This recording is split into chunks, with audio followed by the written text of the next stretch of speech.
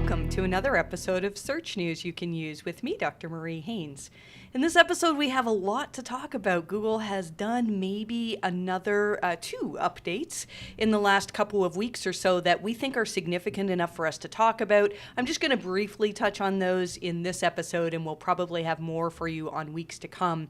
We're going to announce a new sponsor for podcast, which is something exciting to me. Might not be terribly exciting to you, but we're going to give you some really good info from our new sponsor, our first sponsor for this podcast. It's a great, exciting thing for me to see this take off like it has been. Thank you. If you've been a podcast listener for a while, I can't tell you how much I greatly appreciate you. You help me to stay on top of the news every week, and that is just a fantastic thing for everybody, right? We're going to talk in this episode on new information from Google on how the quality of the comments on your website can potentially impact your ability to rank. Google gave us some new information on manual actions and how they're handled a little bit differently now than they used to be, so I'll give you my thoughts on that. And we've got a few things to talk about in terms of local SEO. We have some excellent Q&A coming up at the end of this session, some great questions about whether to start a brand new website or to work on an existing website that's actually ranking well, and some other questions as well, so hopefully we'll have time to get to those. So let's start talking about algorithm updates. Every week we look at what Google has done. We look at all of our clients that we have. We look at what Barry Schwartz is reporting on Search Engine Roundtable, the chatter that we're seeing in forums. And I'll tell you that there's been a fair amount of chatter recently surrounding July 21st and July 27th as well, give or take a few days either side. What we're seeing is that we have quite a few sites in our profile that we monitor that are seeing changes in Google traffic around this time and not changes in other search engines. And so that usually gives us an idea that Google has changed something in their algorithms. July 21st seems to be the biggest of these. We had quite a significant percentage of sites that we monitor that saw changes in their traffic projections. At this point, and this is a very, very early look, what it looks like is some of the medical sites that we have been contracted in the past to review had seen changes. A good number of our clients have seen improvements, slight improvements at this time. We do have a couple of medical sites, though, that are seeing some declines as well. So I don't think that this update was completely about medical sites. It probably was something where Google just made some tweaks to how they assess quality. Also, July 27th, there were quite a few sites, and I'll tell you, we had more clients up on July 27th than we did on July 21st, and we had a few clients with significant increases on July 27th. Now, at the time I'm recording this, it's August 5th. We've had, maybe a week since that update. It's not a lot of time for us to actually analyze what's happened, so we're going to keep an eye on this for you. If you are a paid member of our newsletter, then next week, you'll see my in-depth analysis of what we think has happened in July in terms of Google's algorithm updates. As always, you can find the newsletter at mariehaynes.com/newsletter. And everything that I talk about here should be in newsletter, and there is a lot more in newsletter as well that we realized. Initially, I was trying to cover everything that we published in newsletter in this podcast episode, and what was happening was that it was getting longer and longer. I think the last episode that I did that in, it was like an hour and 10 minutes or something like that, which is way too long for any of you to be listening to me ramble on about SEO. So again, you may find that there's extra information in the online version of newsletter on this. Let's talk a little bit about the latest episode of Search Off the Record. This is Gary Ish and John Mueller and Martin Splitt having a discussion about search. And some of this discussion was absolutely fantastic. There's a lot of playful banter in the talk, which it's interesting stuff, but probably not something that you want to be spending your workday, emphasizing listening to this. But I'll tell you some things that I pulled out of this because they did publish the transcript as well, and I did tweet. If you follow me on Twitter, Marie_Haynes, you'll see I've tweeted my thoughts on these comments. One of the things things was about actually having comments on your website. So John Mueller said, should sites block comments from being shown, or should they get them indexed? Now, many of you who are listening to this podcast episode, you have a website that has comments. And you know, do you want to have those comments indexed? And I think it's common sense to say, well, if those comments add to the value of the page, then yeah, you want to have them in Google's index. You want to be able to make it so that Google can say, look, like there's not only just this great content on the page, but in the comments section, there is things that people can learn from the comments section. So Gary Ish answered John's question here, and he said, I mean, it depends on the comments, right? He said, you can have comments that are super useful and worth having them in the index, and having them helps you rank for certain things a little at least. So that's really interesting, right? That having comments on your website can help you rank. These are Gary's words, a little at least. Now, Gary has said in the past, and we included this in newsletter, I want to say like 2 years ago, it's been a little while, that it was a conversation he was having on Twitter with Jennifer Slegg. And the question was about comments and whether they were a ranking factor. And I'm going to paraphrase here because I don't have this right in front of me. But what Gary said was that if you applied a score to things on a very basic level and said that, you know, great content was a 5 on the ranking score, and, you know, maybe having great links was a 4 on this score, then having great comments could be a 1 or a 2. Now, that sounds like, oh, okay, the comments are kind of insignificant in terms of quality in Google's eyes. But what I get from that is there actually is some significance. It may not be as much as actually getting good links to your content or having fantastic content to start with, but you really need to be paying attention to what's in the comments on your pages. He went on to say that, you know, Google can put different importance on this content depending on where they see it on your page. And so sometimes stuff that's in the comments section, Google may say, well, that's lower down on the page. It's probably not as important as other information on the page. Here's what Gary said, though.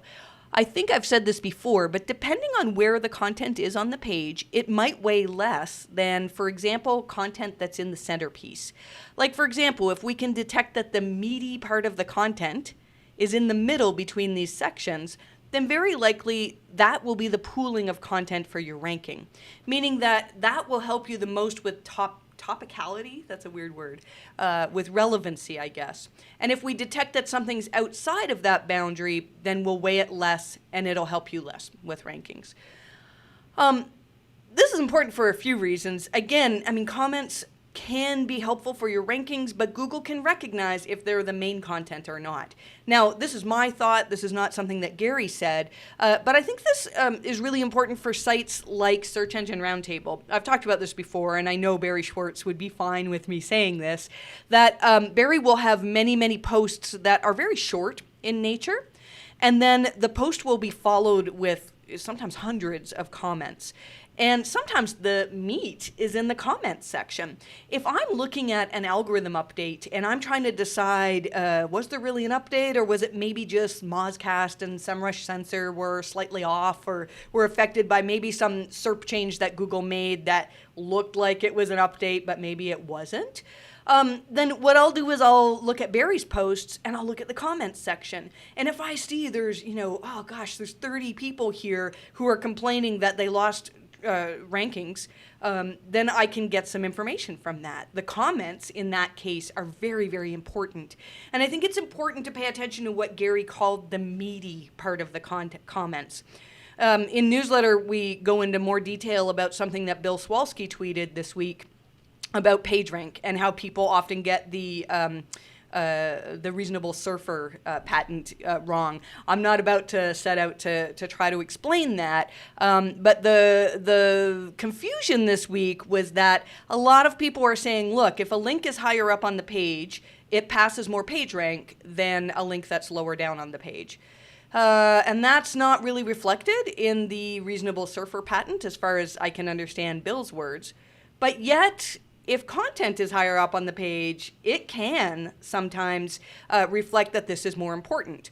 And so we think that if links are in, and I love Gary's words here, the meaty part of the page. The part of the page that has the great amount of content, or the most relevant amount of content, maybe that's a way to put it. We really do feel that links in that area could be more valuable, that Google can find certain parts of a page and say, this section of the page maybe isn't that helpful to people, but this section right here really is. And we don't know how much Google segments things like that. But having the meat of your content, making it really clear, that's something that's in the Quality Raters guidelines, is to make it very obvious which parts of your page are the most important, because a lot of websites don't do that well. The other thing that we thought was really interesting from this discussion on comments is that if you have comments that are adult in nature and it doesn't really line up with the content on your website. So let's say, well, you know what, I'll read Gary's words rather than me trying to explain it. He says, if there's a corner case, let's see here. For example, F-bombs, people drop in the comments and how R-rated the comments are. Because if you're writing about cookies, for example, lemon cookies, there are a few thousand comments before your recipe and all of them are R-rated, then that might easily confuse our safe search algorithms. And so most of you probably understand what safe search is from Google, that if Google detects that there's a lot of adult content on your page, it can be so that that content doesn't rank at all in Google. And that's something to pay close attention to. If you have pages that have dropped out of the search results, it may be that Google has detected that you have a comments section that's absolutely loaded with junk, with spam, with curse words, with adult content that people, your regular readers, would not want to see. So pay attention to that. You really, really want to note that Google can see your comments and that you're moderating your comments and that they truly are helpful to people. It's hard though. I mean, we've all got a lot of work on, I know we've got comments waiting on our posts that I probably should have paid attention to a long time ago, but there's only so much that you can do in a day. I would say though, if you do get a lot of comments, you really need to pay attention to this. As we mentioned at the top of the episode, we have a new sponsor. We really debated a while as to whether or not to take on a sponsor, and SEMrush reached out to us and said we would love to sponsor Search News You Can Use. And we debated on this because we don't want to be selling out as, if you have a product that you would like us to pitch, we're not going to do it unless it's a product that we use on a regular basis. And so SEMrush is something that I do use, my team uses every single day. We use it repeatedly, and it's one of the most valuable tools that we have used. And I'm not just saying that because SEMrush has now sponsored us and is paying for this, because this is something that we do on a regular basis. So we tried to think of something we could do where we could add a sponsorship opportunity, but make it something that our listeners and our readers would find interesting. And so what we're going to do is every week we're going to try to share a little bit about how we've used SEMrush to further our investigation, our analysis, how we've basically used it in terms of SEO. So this week I wanted to tell you a little bit about some investigation we did into Pinterest. Lily Ray on Twitter had tweeted that, she tweeted, I've shared that various Pinterest TLDs are seeing a big SEO visibility increase in the US. And she also said the same is true of Amazon, which we've talked about more in newsletter. But the note that she was trying to make here is that Pinterest saw very big increases after the May core Google update. Now, we wrote about this update. You can find it. It's very easy to find on a Google search, our article on what we think Google changed with this May core update. And one of the things that we really noticed was that it really seems like in this case, Google was aiming for relevancy. And I think that they found ways to measure relevancy in different ways. So the situation with Pinterest, as we analyzed it on SEMrush, really made sense to us. So one of the things that you can do on SEMrush, and there are screenshots of this in newsletter, mariehaynes.com/newsletter, episode number 144, if you want to see the screenshots. It's very easy to see traffic trends for a website. And so we put Pinterest.com into SEMrush and could see that on May 4th, which is the day of the Google update, the Google Core update, that traffic started to increase at that time and then continued to go on an upward trend. And so one of the things that we've noticed is that SEMrush traffic analytics, they don't exactly mirror what you're going to see in Google Analytics. If you look at one of, for example, if I look at one of my own sites, I can see dates where, our Google traffic went up from, let's say, 10,000 visitors a day to 12,000 visitors a day. SEMrush might not get the numbers exactly right, but they get the patterns right. And so while SEMrush's numbers might say it was an increase of 12,000 to 15,000, and they're maybe not quite right on that, we can still see the increase. And the reason for that is that SEMrush doesn't have access to your Google Analytics data. They don't have access to exactly who is coming to visit every single website on the web.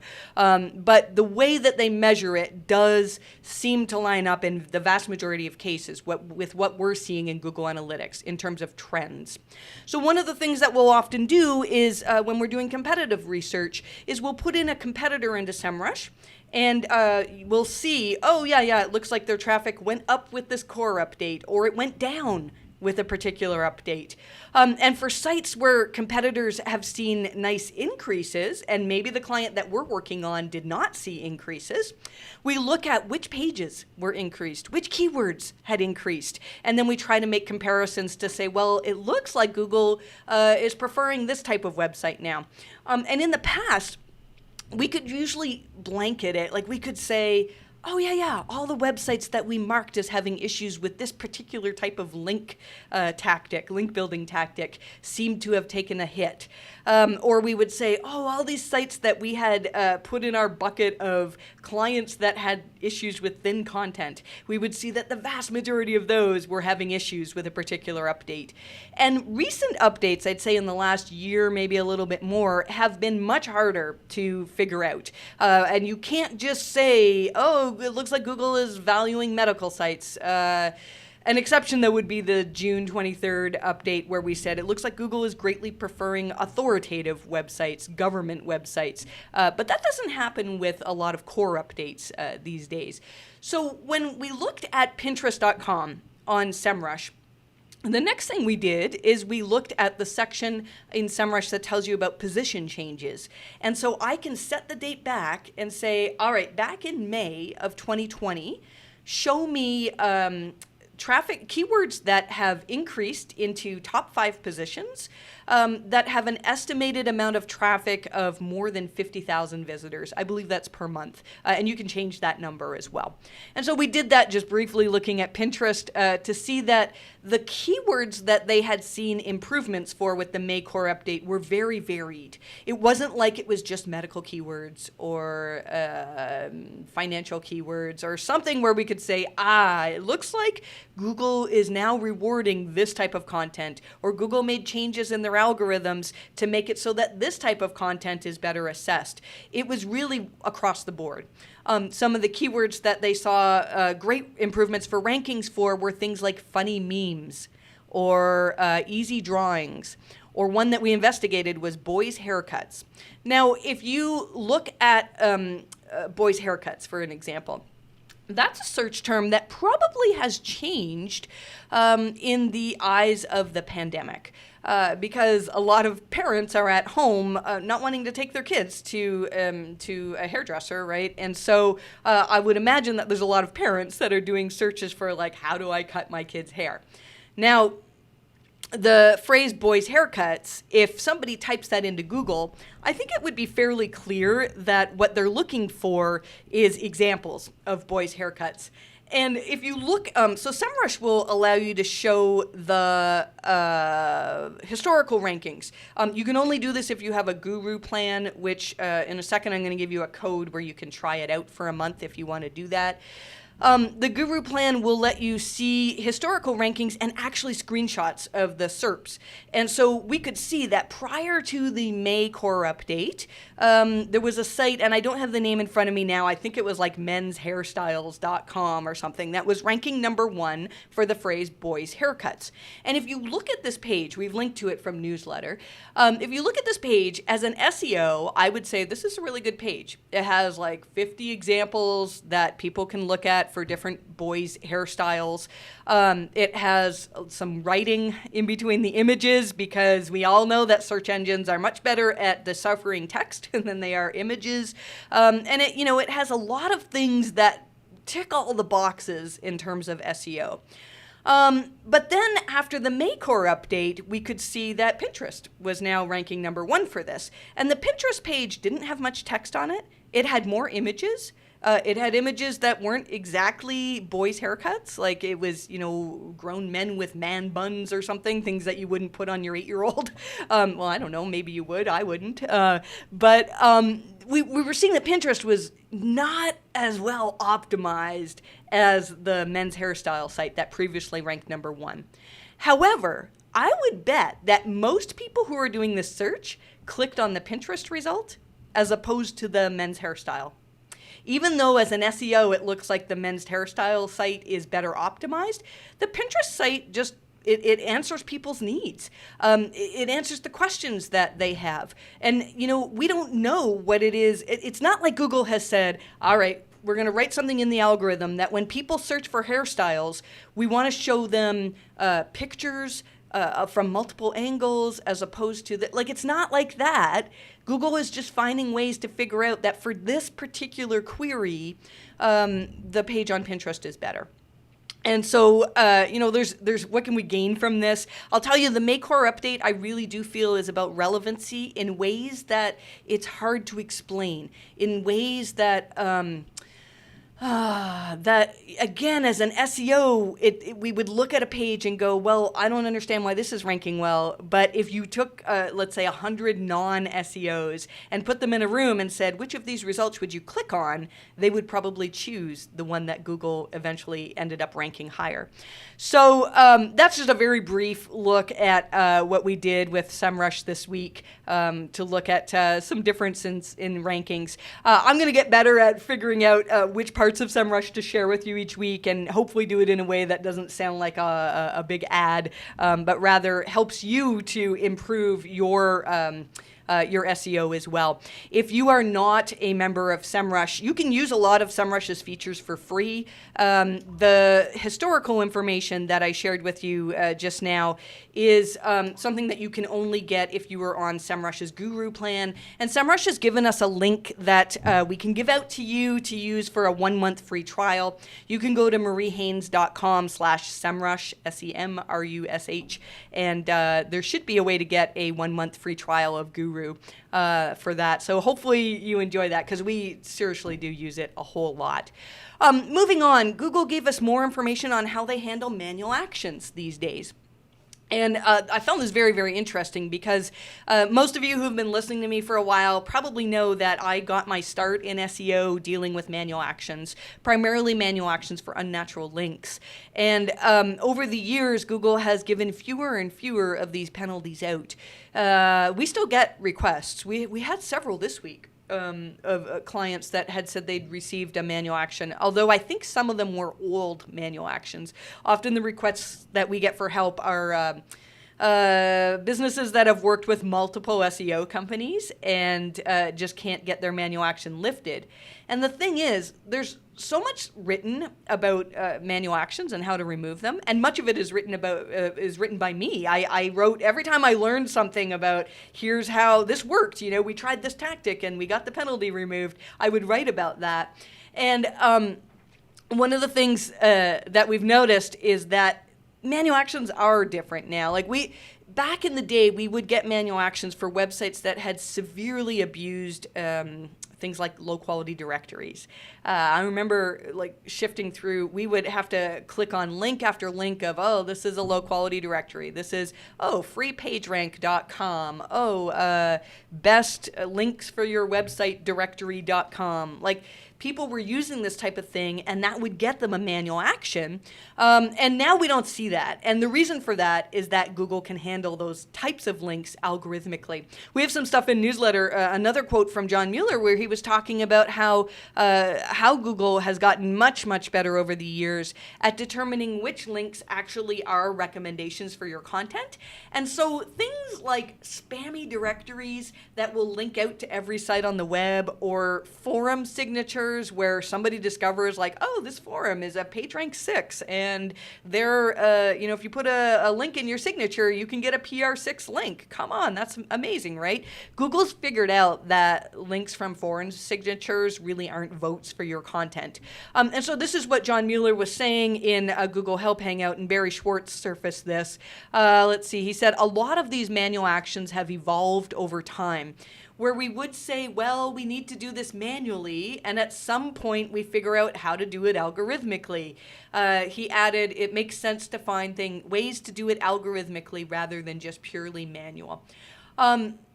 If you get a manual action from the web spam team, it does mean that somebody has reviewed your site. And usually when you get a manual action, what it means is that you're using, let's say it's for links, just to make it easier, you're using link tactics that are working to improve rankings, but for whatever reason, Google's not able to demote those links algorithmically.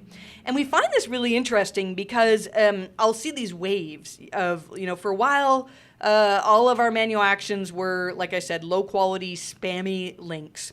And there was a period of time where we had a whole bunch of manual actions for sites that had overused widget links.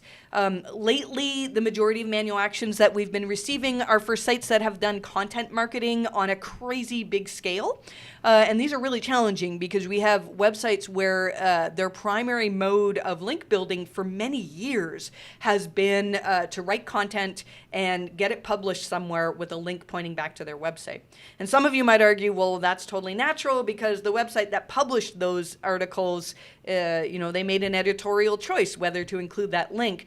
But in reality, if you can get hundreds or in some cases thousands of websites to publish your content with a link back to you, they're probably not using editorial choice. They're probably websites that exist for the main purpose of selling links. And so Google's getting better at determining this type of thing. So we thought it was interesting that John was saying Google's giving out, well, he didn't actually say Google's giving fewer manual actions, but what he said was that Google is getting better at figuring out algorithmically how to handle these things. Let's see here, local SEO, a few little things to add. There are some new attributes in Google My Business. If you have a Black-owned business, that can be an attribute that you can use now, similar to veteran-led or women-owned. I don't even know if I have women-owned as an attribute on my GMB. I probably should. I have not paid a lot of attention to this. I want to be known as not a woman who's good at SEO, but like a damn good SEO. I think there's still good reasons, though, to put woman-owned on your GMB. But so these are attributes that you can add, and if you didn't know that, now you do. And there's been a lot of discussion this week on Google My Business, what's it called now? Local service ads, where somebody surfaced this thing where for $50 a month, you can get a badge that says that you're Google guaranteed. And this is not a new thing. This has been going on for a little while, but it seems like Google is expanding this to multiple different industries. So the Google Guarantee Badge, it's not new. It's currently available for businesses that pass the screening and the qualification process via Google local services, and it's still kind of unclear which businesses are eligible. So the concern here is that it sounds like this is the start of sort of pay to play on Google My Business, where, we could rank, we don't do a lot of local SEO now. I used to, and I still have some legacy clients that, we got going on local SEO many years ago. but we have, some local clients that, okay, they're in the maps listing, and now we've paid for Google Ads as well. And sometimes you can get a double listing in the maps listing. Although it's been a while since I checked that, so don't quote me on that. But you can get visibility by paying for Google Ads. And then when this comes out, my first instinct was to say, you know what, we should probably do this for $50 a month. If Google is promoting us to the top of the local results, saying that we're verified, like, why not do it? Provided that you make enough business from it. But a lot of SEOs are not happy about this because really it shouldn't be the people who paid the most who get the top listing, but that's the way it is, right? So the important thing to know here is that this is still very much in the testing phase, and something that, let's see here, it was Steph Newton from Bright Local who wrote this great article that we've linked to from Newsletter, saying that it's very important to know that Google's just testing this right now. We don't know if it's going to become a real thing, but it's something to pay attention to. Let's move on to some Q&A. We had 2 fantastic questions asked this week. They're kind of longer questions, but I really feel like the answer will help a lot of people. So let's give it a shot here and see if I can give my thoughts on these questions. Again, if you want to ask me a question or my team a question, we're soon, I'm really hoping to have some of my team members have conversations with me on podcast, because we've got a real smart bunch of SEOs here, and we're getting to the point now where some of my team are learning things well beyond what I know in SEO, which is your goal as a business owner should be to raise up colleagues that are smarter than you. So I love when I see that type of thing happen. So hopefully soon we'll have some of my team join me here, so it's not just me babbling on every week.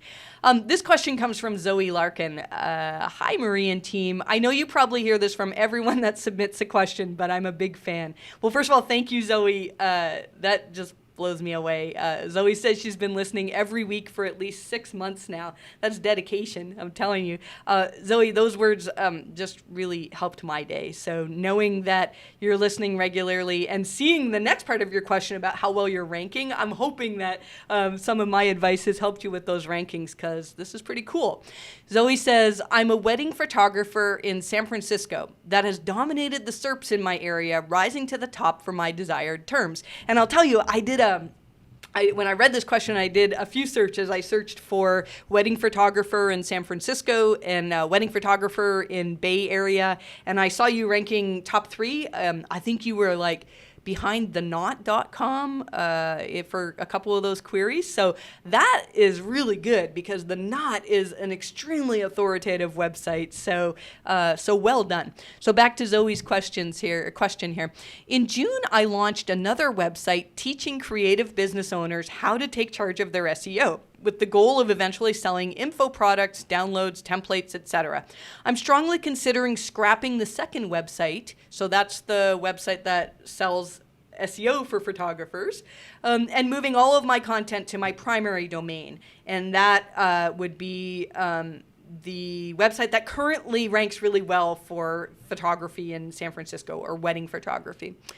She says, I'm realizing how much work it is to start a site from scratch, have 0 backlinks, and negligible search traffic for weeks or months or longer, as it's a very competitive space compared with my local small business that I'm used to.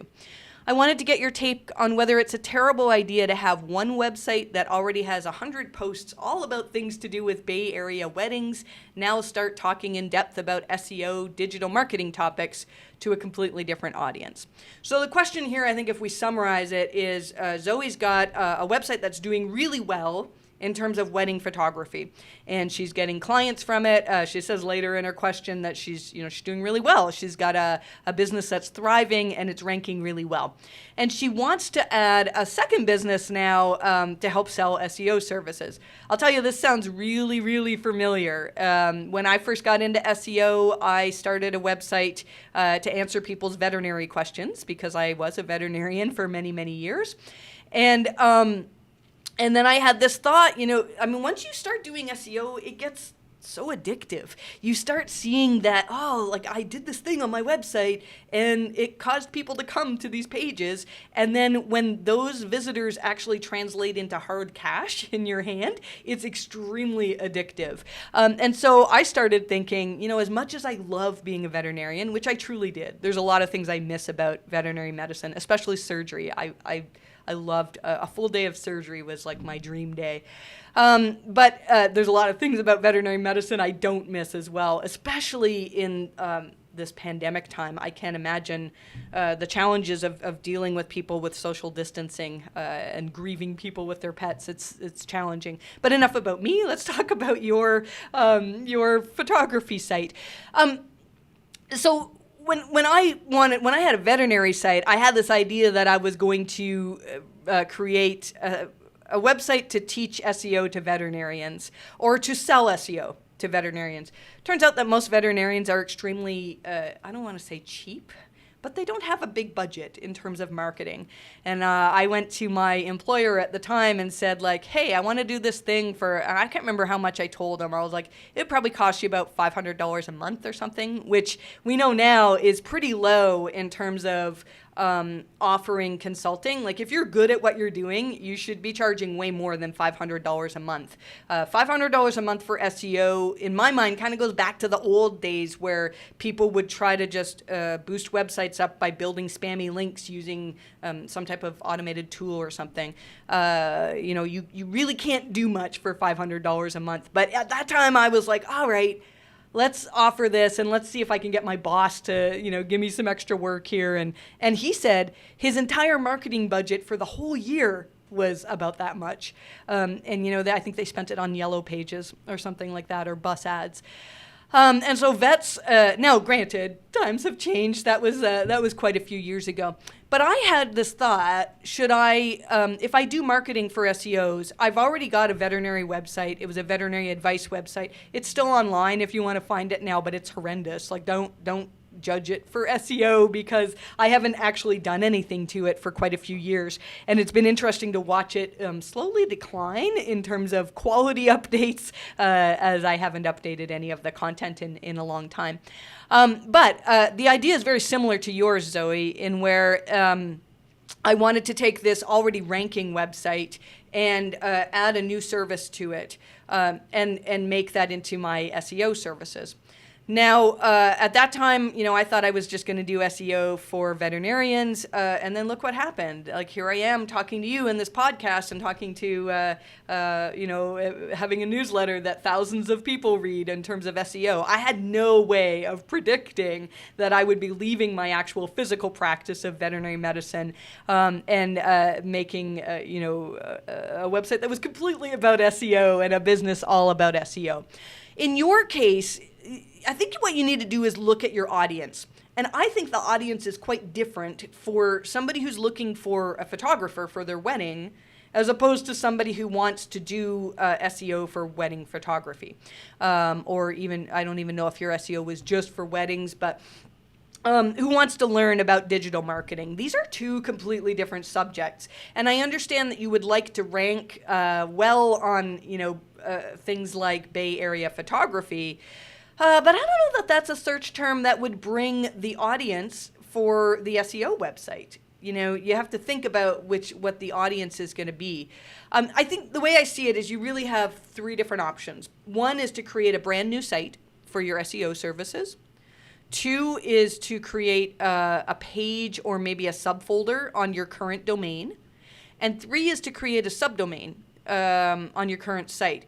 And to be honest, I don't know the answer. I think this is not something that we could answer in just a 10-minute discussion, right? There has to be a lot of in-depth investigation happening.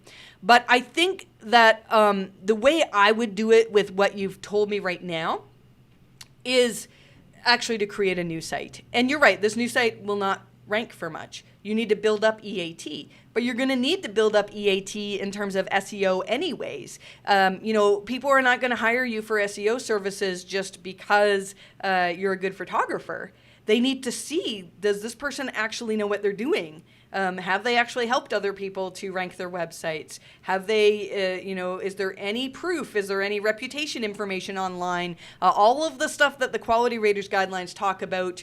I feel like you've been doing that for your photography website, but you need to probably build up EAT in terms of being an expert in SEO. That's a lot of letters to say there. So I think, there's a lot more that we could say on that. And then you had asked more questions about the hierarchy of your site and whatnot. Unfortunately, I don't have time to get into a big long answer on that. But I think what I would do is I wouldn't try to change your current site to make it like, oh, we do wedding photography, and also our main focus is on SEO. But there's nothing wrong with adding sections on your current website.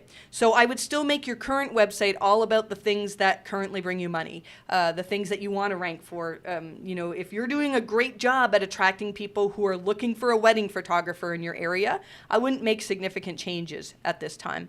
But there's nothing wrong with adding a section on your homepage that says, are you interested in SEO for photographers? And maybe just have one page right now on your website that talks about your SEO services. And then on that page, you can link to your SEO website or to a subdomain. I think that would be my second choice. A subdomain would be very similar to websites that have a shop connected with their actual website.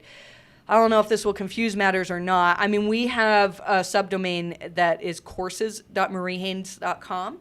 And the idea was supposed to be for, that was where I was going to sell veterinary SEO courses.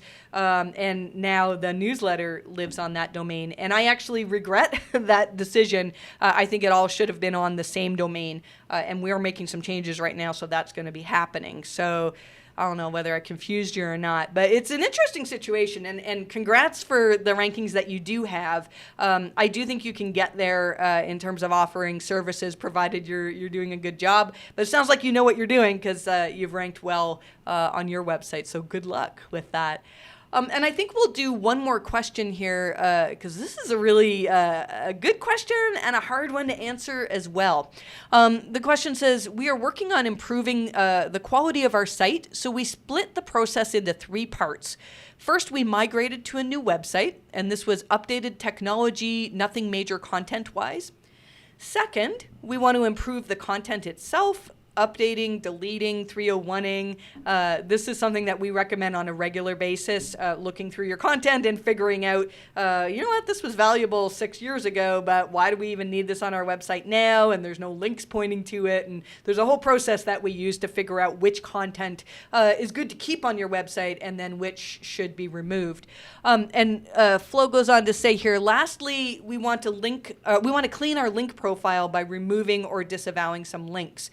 How should we space out these 3 steps so we would be able to tell if things go wrong, what the most likely cause is, or to confirm things were done right and we don't need to have another look? So this is really hard. If you want to make multiple changes to your website, ideally, it's best to do them, like you said, one at a time, and then see what the effects of those changes are.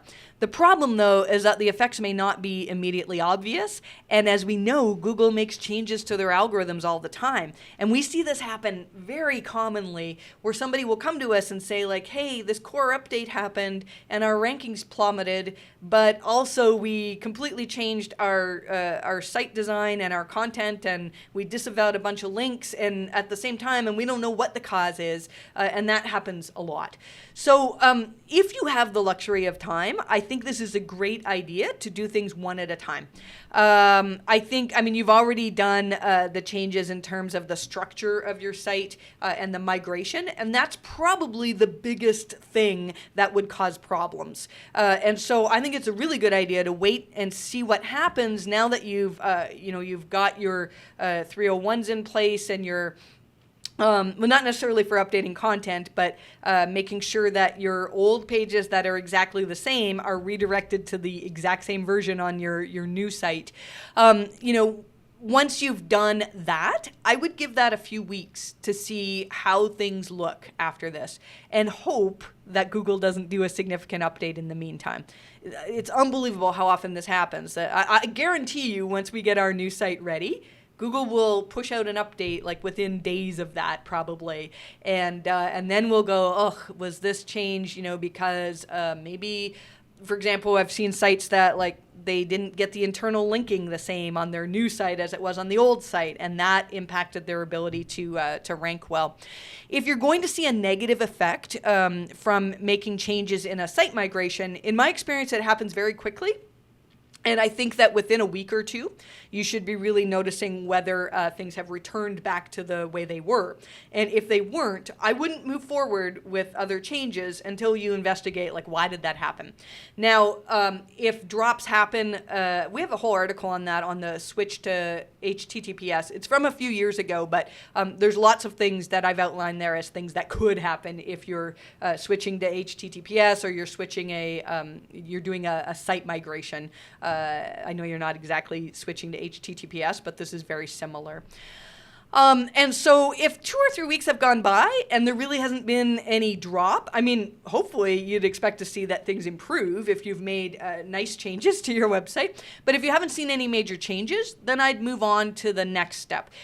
So the other two things you were talking about doing were trimming out thin content is essentially what you're talking about, deleting old posts that aren't helpful, maybe beefing up content that isn't as good as it used to be, or updating content that was relevant a few years ago but maybe needs to be updated now. That's one thing. And the second thing you mentioned was unnatural links and maybe cleaning up some of those, filing a disavow.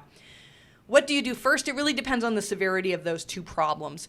If you know, like if you have a history of maybe you hired an SEO company that made a whole bunch of links that Google's algorithms take issue with, like they're not natural recommendations for your website, they're things that are totally there for SEO reasons, I'd probably focus on that first. If you do a disavow, it's very rare that you see negative effects. Maybe very rare is the wrong phrase. It's very rare for us to see negative effects. I have seen other people, though. I mean, I've had people that disavowed based on some arbitrary metric and ended up disavowing very good links. So don't disavow based on domain authority or toolbar PageRank or, like word count. I've seen bizarre things on how people decide which sites to disavow. So as long as you're just disavowing either ultra spammy websites, which probably don't need to be disavowed anyways, or websites where you dropped a link in order to improve your SEO, as long as you're doing it right, you should not see a negative. If you did see a negative, assuming that maybe you've put some really good links in your disavow file, I've seen people that use like automated link auditing tools that will tell them to disavow links from the BBC or the Guardian or like fantastic links like that. So let's say you had inadvertently disavowed a bunch of really good links. Then in our experience, the effects of that are very quick. Those good links get crawled by Google relatively quickly. And so as soon as Google crawls that site and they see your disavow file, they'll say, well, or that page particularly that's linking to you, they'll say, well, they've asked us to not count this link anymore, and so we're not going to count this. And then you can lose the page rank that flowed through that link. So if you file a disavow incorrectly and it has hurt your site, I would imagine within a week or so that you see the effects of that. Conversely, though, if the disavow is going to help your site, it doesn't always happen super fast. In our experience, it can take a couple of weeks. We usually say like 2 to 6. I know that's a very random number, but that's what we seem to see. And I think sometimes it depends on whether Google has run an update to their algorithms and changed something in how they assess link quality. Google's told us that core updates don't usually assess link quality. So, one of the ways to determine whether, if you file a disavow and then like a month and a half later, all of a sudden you start seeing improvements, then I would take a look at our Algo update list at mariehaynes.com/algo, ALGO. And that'll tell you if we've determined that a particular update seems to be connected to links or not. And that can be evidence that your disavow had helped you. And then in terms of cleaning up thin content, that's a tricky one too, because again, there are ways to do it correctly, and we have seen people that have done it incorrectly as well. But as long as you're not trimming out content that used to be super valuable, content that has a lot of links pointing to it, content that was very important in terms of internal links, you really shouldn't see a negative. And the positive, this is anecdotal, but I feel like the majority of sites that we've improved thin content on that have seen improvements, they see those improvements with a future core update. It seems to be that Google assesses the entire quality of the site, and that the effects of that, once you've trimmed out a bunch of thin content, may not be seen until they run a core update. And those Google announces those now. The last one was May of 2020, and they tend to happen every few months or so. It wouldn't surprise me if we get another one soon. So hopefully that helps answer your question. It was a really interesting question. We have loads of stuff that I cannot cover in podcast, otherwise I'll lose my voice. More information on the government update that we talked about in June of this year. Google's now got career certificates, which are really, really interesting. Nothing for SEO yet that I can see, but it wouldn't surprise me if that's on the horizon for Google.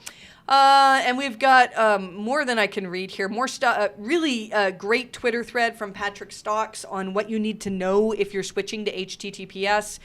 Great stuff from Brody Clark on fixing CLS issues. Brody's really been doing great work in that area lately. Yeah, and lots of stuff. Oh, yeah, Rand Fishkin talked a little bit about some new information from Congress hearings about whether Google uses click-through rate as a ranking factor. And I know some of you sent that to me knowing that I would want to talk about that. I always, when Google, when there's discussion about is this a ranking factor, of course we always want to dig into that. I'll tell you, I don't think there's much to this. I think click-through rate, Google has told us for a while that click-through rate is something that they can use to analyze certain things, but I don't think it's a direct ranking factor. And so sometimes what they can do is they talked in very, long ago, they talked about the short click versus the long click.